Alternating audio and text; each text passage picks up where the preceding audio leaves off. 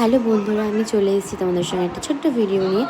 আমি অনেক দিন আগে ভিডিওটা বানিয়েছিলাম। আমরা যাচ্ছিলাম মন্দারমণি, তো হঠাৎ করে প্ল্যানিং করলাম মন্দারমণি ঘুরে আসলাম।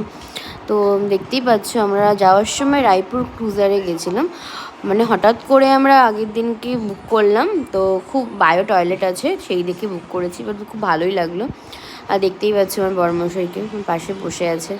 তা আমরা কি করব, যেতে যেতে দেখছি বৃষ্টিও শুরু হয়েছে। এত সুন্দর, ফার্স্ট অফ অল বলি, এত সুন্দর ওয়েদারটা তো দেখে জাস্ট মানে কি বলবো, এত ভালো লেগেছে, এত ভালো লেগেছে।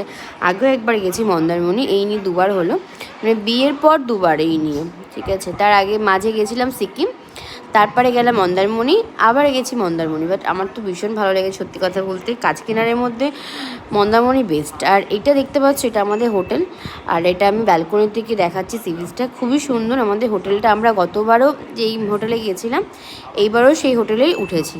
আর এত সুন্দর ঢেউ, এত সুন্দর ঢেউ দেখতে পাচ্ছ। ছোট্ট করে একটা এমনি নর্মাল ভিডিও করছিলাম, কিছুই না। তো ইচ্ছে হচ্ছিলো যে তোমাদের সঙ্গে একটা ছোট্ট ভিডিও শেয়ার করি, তাই জন্যই ভিডিওটা দেওয়া। কারা কারা মন্দারমণি যেতে ভালোবাসো?